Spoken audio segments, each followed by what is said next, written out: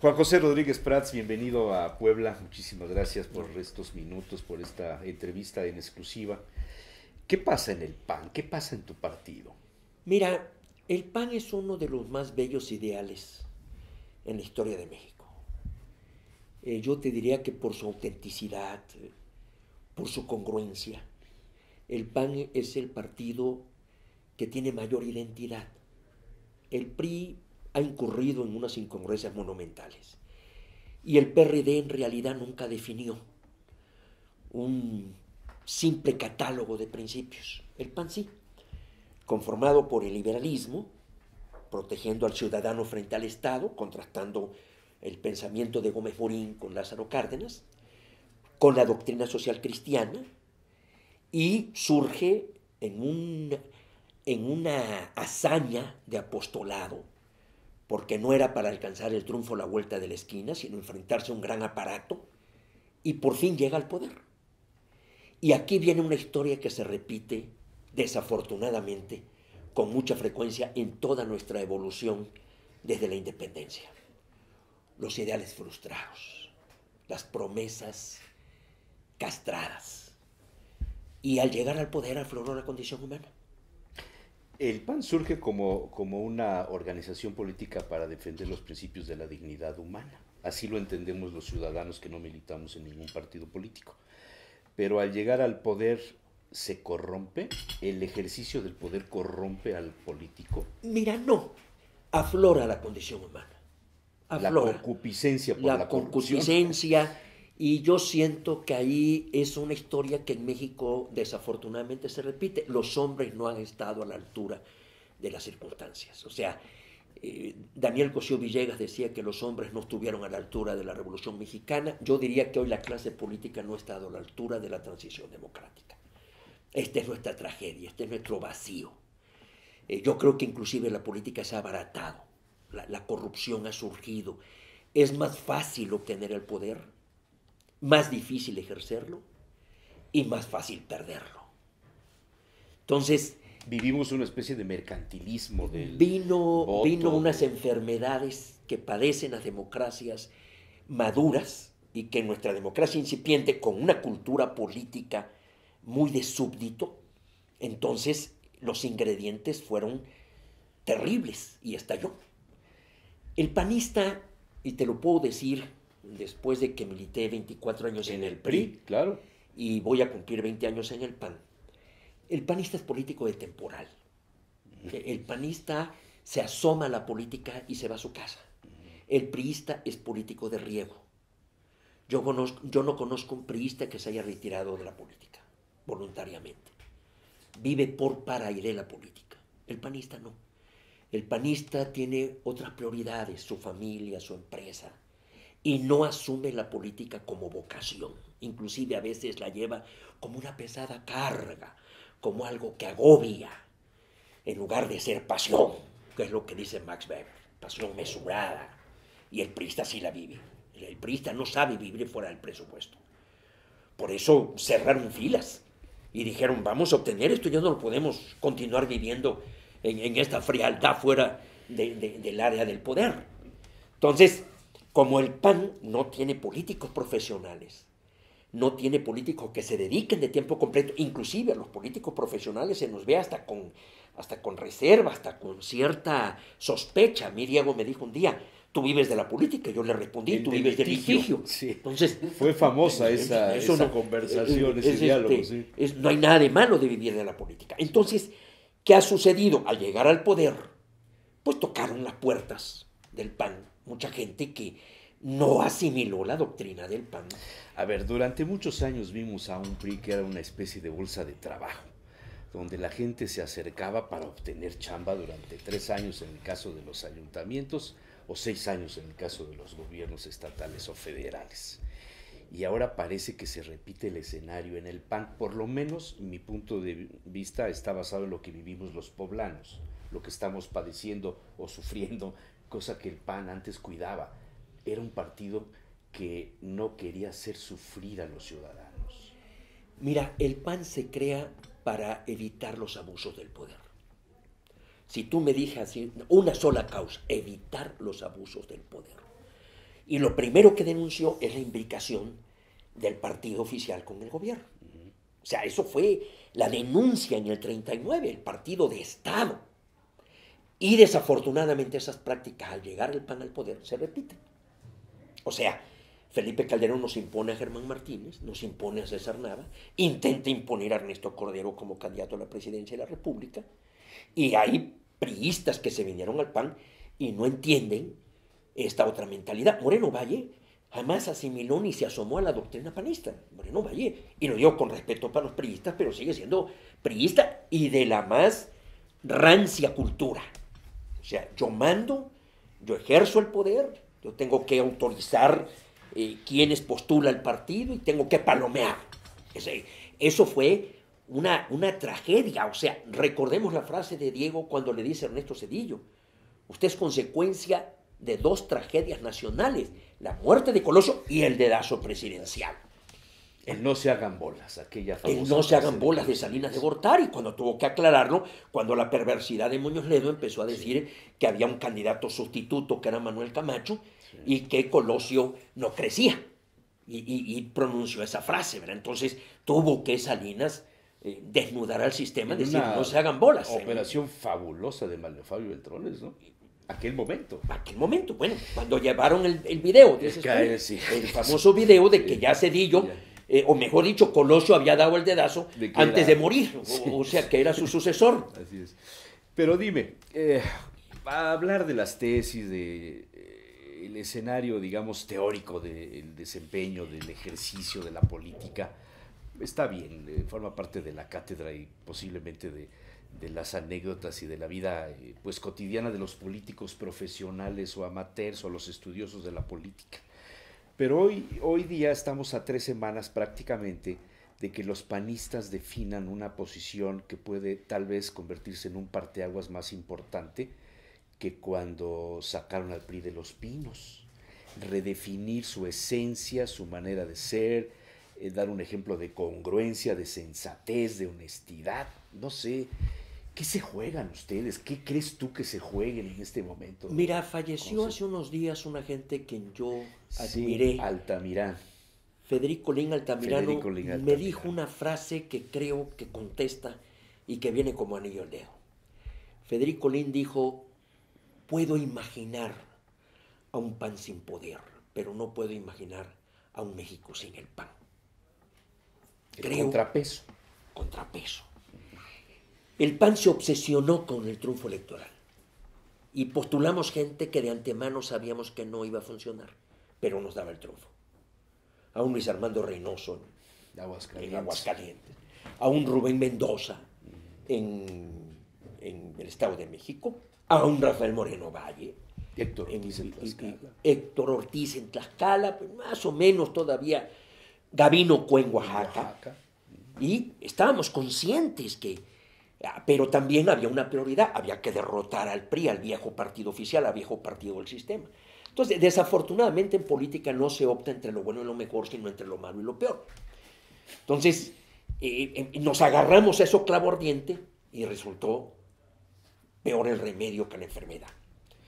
Entonces, ahorita, para mí, ahí está el dilema que plantea Federico Lin. O sea, a mí no me importaría que perdamos posibilidades de triunfos electorales, pero un México sin el PAN, sin voz crítica, sin partido responsable desde la oposición, que denuncie, que señale, porque así se creó, ese fue su origen. Entonces, en el PAN hay un principio: la preeminencia del interés nacional. Darle preeminencia al interés nacional. Las crisis anteriores del PAN fueron crisis hasta de luchas de ideas. Por ejemplo, en el 62, si se afiliaba el PAN a la democracia cristiana o no. O en el 70, la abstención o la participación. En el 76, cuando hubo un solo candidato. En el 91, cuando se creó el foro, porque don Luis H. Álvarez, Gran personaje de tu partido, Diego ¿no? Fernández de Ceballos y Castillo Peraza se estaban sentando con Salinas de Gortari para hacer las reformas que permitieran una transición. Para mí esa decisión de don Luis, apoyado por Diego y por Carlos Castillo, fue histórica, porque eso permitió una transición. Cuauhtémoc dijo, yo no me siento con nadie, yo no voy a meterme en esta cosa que me va a podrir, yo me voy a conservar, porque apostó a que en el 94 iba a conquistar todas esas voluntades. Nunca creyó que iba a surgir un Diego que lo mandó a tercera fuerza. Entonces, a diferencia de esas crisis, que eran crisis doctrinarias e ideológicas, ahora estamos luchando contra el enemigo de siempre.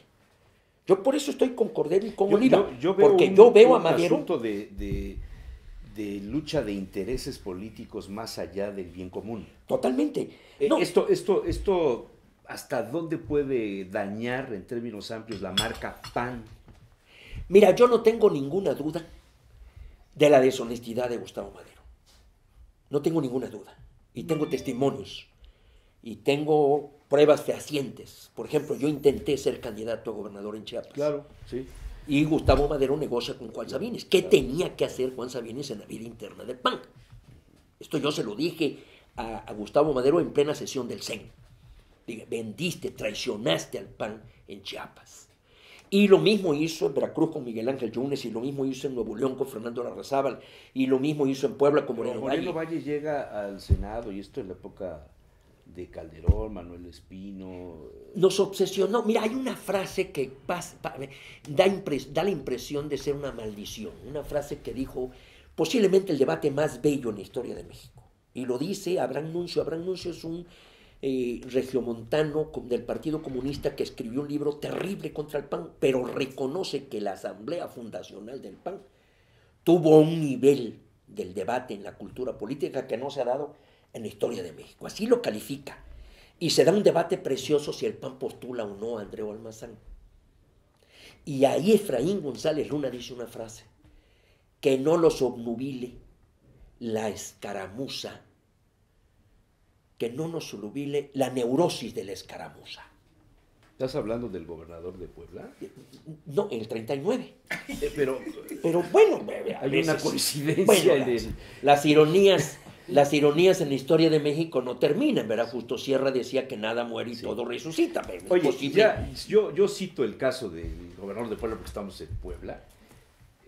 Tengo en la mente, en el archivo, por ahí en alguna columna que escribí, año y medio, una cosa así, en algún consejo de tu partido, donde tú recriminaste públicamente la actitud de Rafael Moreno Valle. Ese dato me lo pasaron a mí, lo di, por cierto, por el nivel de la fuente, la confianza que tengo en esa fuente. Sí, mira. ¿Qué pasó? Mira, yo denuncié en la tribuna la actitud de Gustavo Madero.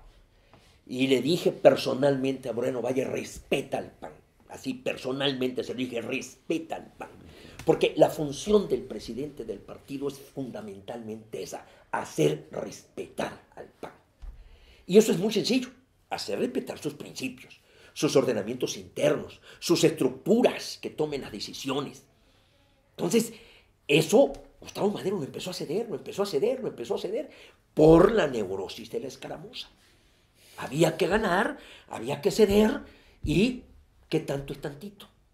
Es una vieja historia en México, ¿verdad? ¿Quién te contestó Moreno Valle ante el...? No, se quedó callado, y después en la tribuna yo enumeré, inclusive también intervenciones del mismo Felipe Calderón. Ahí dije una frase, porque yo tuve la recepción en el PAN de 5 extraordinarios amigos, Ocho María Yoa Federico Lin, que me trataron muy bien. Don Alejandro Avilés, Alfonso Arronte, Juan José Hinojosa, un hombre de primerísima, Eugenio Ortiz Walsh y Gabriel Palomar. 5 hombres de edad que estuvieron desde el origen del PAN, que trataron a don Manuel Gómez Morín, y un día dije, ¿qué sugerirían estos 5 panistas al PAN hoy? Y dije, sugerirían poner en el umbral de este partido el viejo verso de Pablo Neruda. Nosotros los de entonces ya no somos los mismos. Esa es la historia del PAN. Y hoy tenemos un inmenso reto, porque yo no tengo duda que detrás de Gustavo Madero hay tremendos intereses. Se habla de los casinos, Mira, se habla de muchos negocios, de todo está comedores florando, industriales y de una todo serie está de florando, ahí cosas. está el sueldo que percibe Marco Cortés, ahí está hoy José María Martínez está denunciando que en Jalisco hay desvío para apoyar. Las mochadas. Las mochadas, mira, yo eso lo denuncié y lo discutí con Luis Alberto Villarreal, porque tanto Gustavo Madero como Luis Alberto Villarreal acuden al viejo argumento que yo escuché en el PRI. ¿Dónde está la denuncia?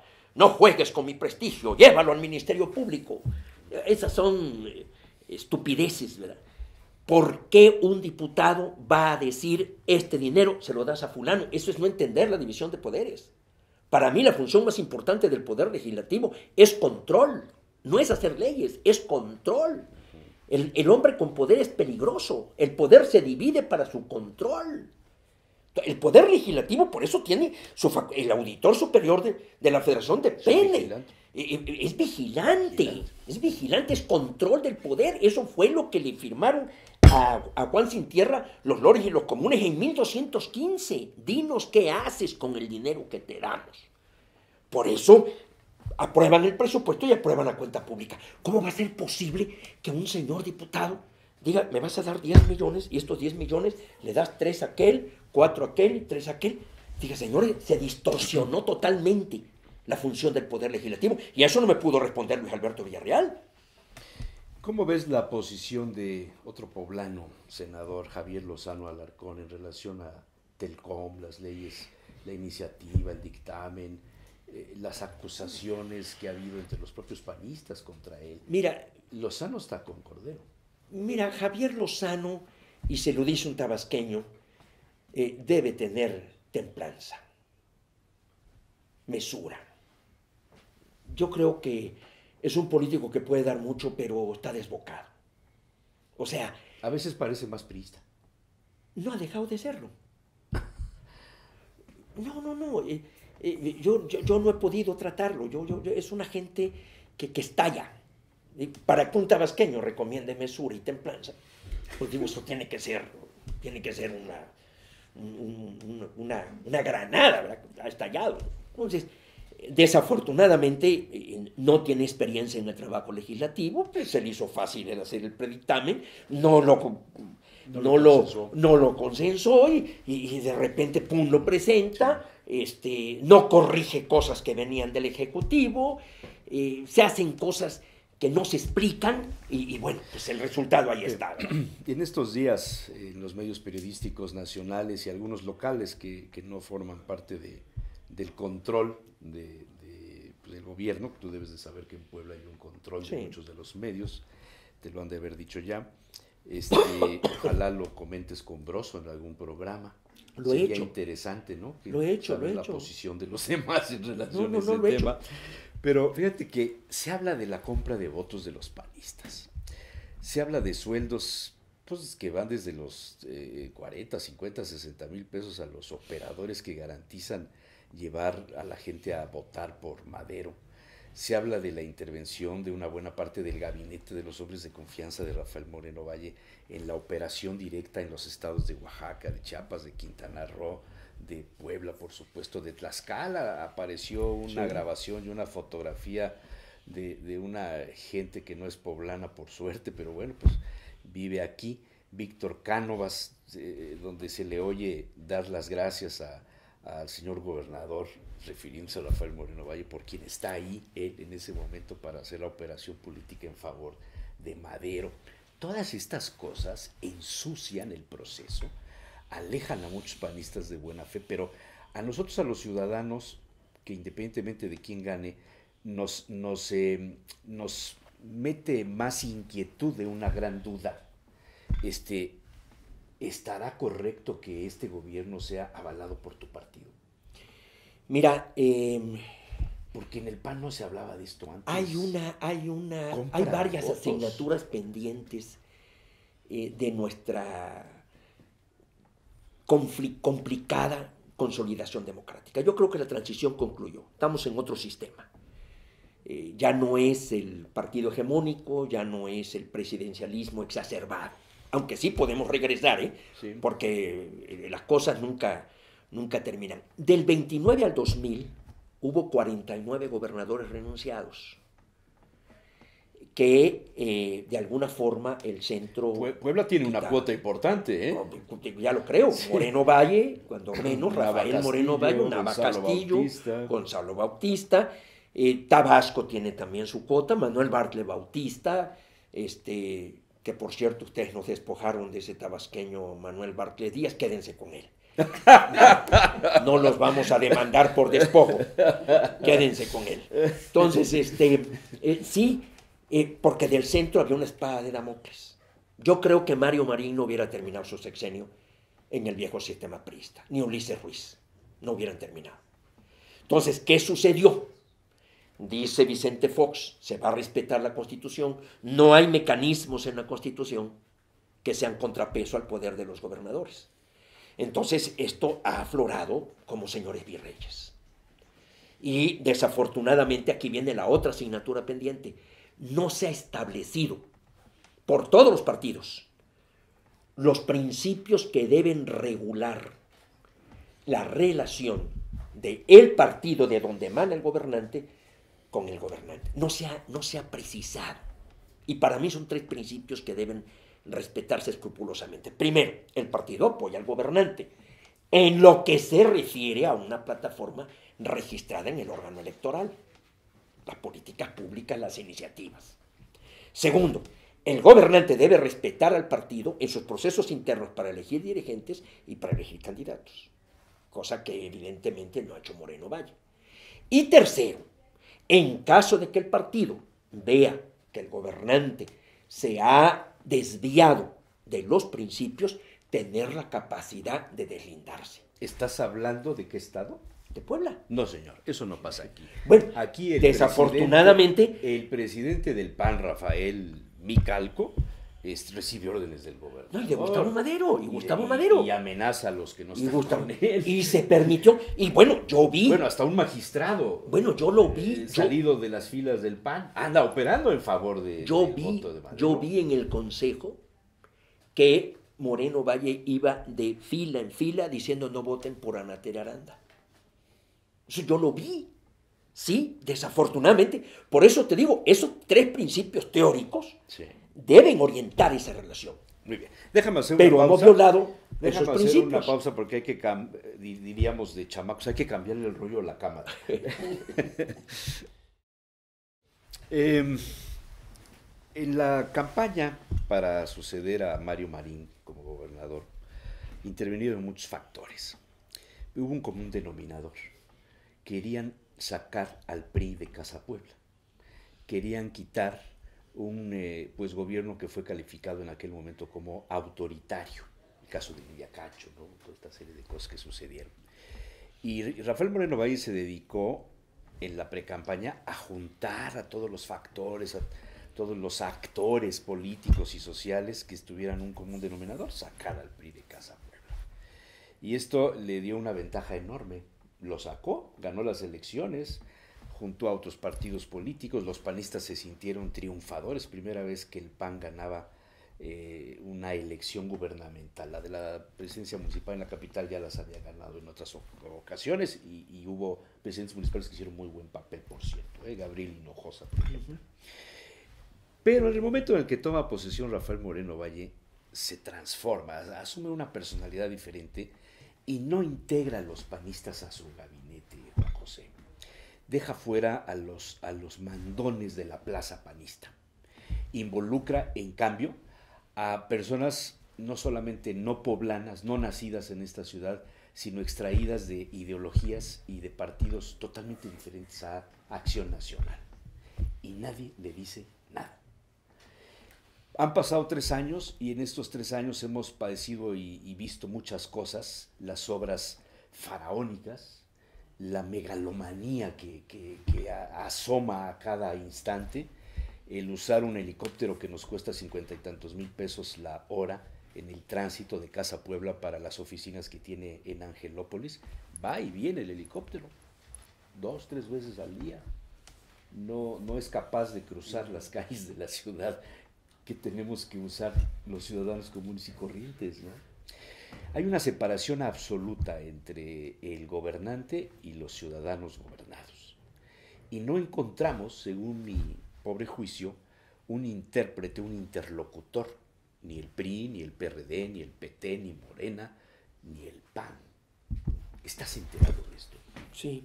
¿Qué piensas? Sí, estoy enterado. Bueno, que desgraciadamente hemos sido cómplices por miedo.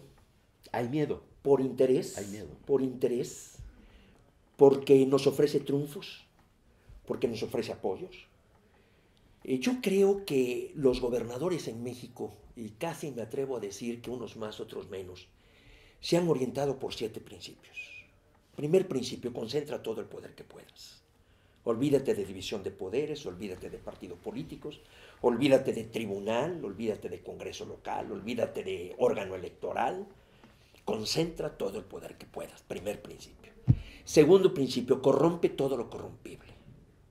Compra todo lo que puedas. Tercer principio, al que no puedas corromper, ve cómo lo exterminas o lo anulas. Cuarto principio, trata a una gente de fuera que tome decisiones difíciles para que ese se pueda ir y ya no regrese.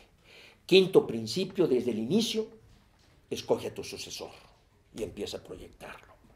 Y desgraciadamente los gobernadores están yéndose en el criterio de poner a un cómplice para que no pueda protestar, para que lo pueda proteger.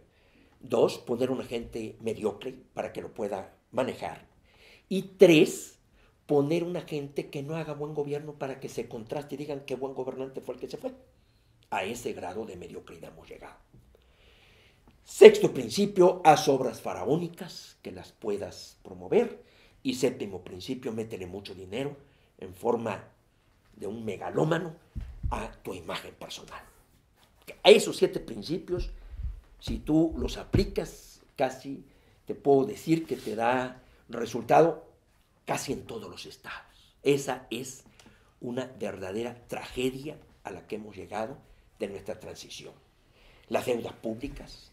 Y después resulta que en el centro o los partidos políticos nos han dado 3 enfermedades. Primero, hemos perdido la capacidad de prevenir. Estamos actuando a hechos consumados. Ya cuando los estados están debiendo miles de millones de pesos, entonces salen leyes para controlar esa deuda, ¿no? O bien, cuando suceden cuestiones de inseguridad, se van a modificar las leyes. O sea, vamos detrás de los acontecimientos, que es una enorme tragedia. Segundo, no le damos valor a la verdad. Pobre de los pueblos que, conociendo la verdad, no actúan, no hay consecuencias. O sea, sabemos cosas, pero no actuamos. Esto es terrible. Que la verdad no tenga consecuencias en ninguna cultura. A la verdad se le ha visto como algo malo. Al contrario, en los griegos era potencia, en los romanos era certidumbre, en la cultura judeocristiana es fidelidad. ¿Y salvación? Y salvación. Entonces, ¿cómo es posible que se sepa lo de Morea? No pasa nada. Se sepa lo de Montiel y no pasa nada.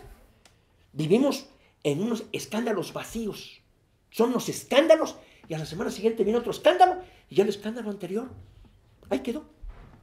Esto a mí me parece que es algo tremendamente grave. Y tercero, darle prioridad a los intereses sobre las ideas. Y eso lo estamos viendo en los congresos. Estamos produciendo pésimas leyes. Porque lo primero que hacen los partidos es pensar en conveniencias, no en el valor que debe proteger la norma. Y por eso están atoradas las leyes secundarias. Ahí vemos en lo electoral que hemos hecho mamotretos y los resultados electorales siguen siendo cuestionados. Y los recursos se siguen canalizando. Entonces, yo creo que México está en un punto tremendamente difícil, porque no nada más es el PAN, hay que decirlo. Son todos los partidos políticos y la misma ciudadanía que se margina. Porque eso del pueblo bueno que ostenta mi paisanito Andrés Manuel, sí. Pues yo tengo serias dudas de que aquí los políticos caímos de Marte y el pueblo es muy bueno y los políticos somos marcianos. No, los políticos salimos de esa sociedad y los partidos políticos que hay son partidos políticos mexicanos que hemos salido de esa sociedad. Entonces, el problema es muy serio. Decías hace rato el tema de la profesionalización de los políticos. Y me quedo pensando si el cumplimiento de estos 7 preceptos, que me los voy a aprender porque me parece muy interesante, es lo que ellos entienden que es profesionalizarse. Bueno, es que ahí hay una enorme desviación ética. Porque si tú dices, ese es un profesional del violín, es que el señor del violín está buscando ser excelso al tocar el violín. Entonces, lo profesional es, en el buen sentido de la palabra, buscar mejorarte diariamente. Pero aquí el profesional es el que maniobra, es el que manipula, es el que simula, es el que engaña. Yo me pregunto hoy, ¿qué le podemos decir de nuevo a la gente para que le crea a los políticos? ¿Y qué ejemplos de políticos les pondrías? Híjole, es que ahí te das cuenta de la magnitud de nuestra crisis. Cuando no hay referentes. Sí. ¿Qué diferencias hay conceptuales y de práctica entre Madero y Cordero? Pues mira, Madero ya probó que no sirve. Madero ya probó que definitivamente incurrió en graves anomalías, violando los principios del PAN. Madero ya probó en ser cómplice y en haber solapado la corrupción. Yo no le estoy dando mi apoyo a Cordero y Oliva en forma incondicional. Yo estoy teniendo una esperanza de que puedan reencauzar al PAN, enrumbar al PAN. Utilizamos el derrumbar que tirar algo, el arrumbar que es esconder. Y enrumbar es volver al rumbo. Volver al rumbo. Entonces, yo sí le concedo a Cordero y a Oliva más autoridad moral y más calidad política que la que yo le concedo a Madero. ¿Ganará? No lo sé. Todas las encuestas nos indican que sí. Yo ando recorriendo todo el país. Llevo más de 1,500 conferencias. Y dicho sea de paso, no cobro por mis conferencias. Si hay alguien que me escucha, me encanta hablar. Tampoco lo hago como un gran sacrificio. Lo disfruto mucho. Y percibo en la base panista un gran malestar de cómo está el partido. Y yo espero que venga ese voto. Pero también estoy viendo que están surgiendo prácticas como en Puebla, que el señor gobernador, sin escrúpulo alguno, está amenazando y está comprando y está utilizando el poder para tratar de sacar a Madero. Hay una alianza entre Madero y Moreno Valle, eso es evidente. ¿El 2018? Y no sé si para el 2018 o en qué consiste la alianza, o a lo mejor nada más es económica, porque también pudiera darse el caso. Yo creo que Moreno Valle, si está pensando en que puede ser candidato a la presidencia de la República por el PAN, va por el rumbo totalmente equivocado. Porque lo ha atropellado, lo ha avasallado. Y eso todo el panismo lo sabe. Digo, si esa es la forma en que él cree que va a llegar como candidato del PAN, está equivocado. Juan José, tenemos que despedir esto, pero me quedo con la frase del inicio prácticamente de la entrevista, donde dices que Rafael Moreno Valle nunca se ha metido en estudiar la filosofía, la estructura, la parte del deber ser del partido. No, yo jamás, pero ni siquiera sus asesores, porque yo lo siento limitado, pero sus asesores le pudieron haber pasado una frase. Hombre, hay frases, los panistas repiten, porque también, ya como eco, no tampoco así por mucha convicción. Aquí nadie viene a obtener, sino a dar, porque esa frase que era un partido de oposición, ¿verdad? Sí. Que no haya iluso para que no haya desilusionado, que nunca falten motivos espirituales a nuestra lucha política, hay que mover las almas. Hombre, hay tantas frases, ni una yo le he escuchado, o sea, que ni siquiera sus consejeros, sus asesores, que debe tener varios, le puedan decir, oye, respeto a la dignidad de la persona humana, o la búsqueda del bien común, cosas tan bellas. La beta más rica en materia doctrinal la tiene el PAN, pero ni siquiera ojeó los principios de doctrina. O sea, para ti él no es panista. No, para mí, en lo absoluto. Y repito, con respeto a los señores priistas. ¿Y Madero sí? Madero tampoco. Madero es bastante ignorante. Yo no entiendo la gente que promueve la candidatura de Madero, a qué argumento puede acudir. No entiendo. Porque honestidad, yo tengo testimonios ciertos de su deshonestidad. Mediocre, lo califico. Y rodeado Su gestión ha sido excluyente, eso no tengo ninguna duda. El que esté Jorge Luis Preciado al frente de los senadores y Luis Alberto Villarreal al frente de los diputados, yo creo que sacude una de las más bellas tradiciones del PAN, que fue su desempeño en el Poder Legislativo. Eso mi amigo Francisco Fraile y yo lo vivimos, y decir ahorita, frente a un Cristem, un Jiménez Remos, un Abel Vicencio Tobar, que fueron los coordinadores de los grupos parlamentarios, Diego Fernández de Ceballos, ver estos dos, por Dios, es algo que se derrumba. Si ganara Madero, ¿qué pasaría con los que han estado en contra? Ay, Dios. ¿Qué te puedo decir? Me dejaste temblando porque no quiero ver ese escenario. Cardona en el Broso me dijo, te apuesto. Y le dije, mira, no, porque si llega a ganar Madero me voy a sentir tan deprimido y tenerte que pagar. No, le dije, no hago la apuesta. No, yo ese escenario, yo no voy a renunciar al PAN. Yo quiero el PAN. Yo le debo mucho al PAN. El PAN a mí me recogió del polvo cuando yo renuncié al PRI, hace 20 años. Nadie me invitó del PRI, me invitó Graco y Andrés Manuel. Andrés Manuel me ofreció hasta posiciones para invitarme al PRD. Me invitó Cecilia Soto al Partido del Trabajo. Me invitó Pablo Emilio Madero al 1 y Aguilar Talamantes me dijo, haz lo que tú quieras. Con las siglas de aquel ferrocarril, el Frente Cardenista de Reconstrucción Nacional. Nadie me invitó del PAN. Yo fui, toqué la puerta del PAN. Y me recibió Castillo Peraza, que me hizo un prólogo de mi primer libro que escribí sobre el PAN. Entonces yo le debo mucho al PAN. Y ahí continuaré y daré la pelea. Porque si fuera el caso que llegara, ojalá y los panistas lo podamos evitar, porque yo veo una acción muy clara con las más corruptas costumbres y prácticas de la política en México para tratar de inducir o de presionar el voto. Pero si ese fuera el caso, afortunadamente no va a ser por 1 año y meses.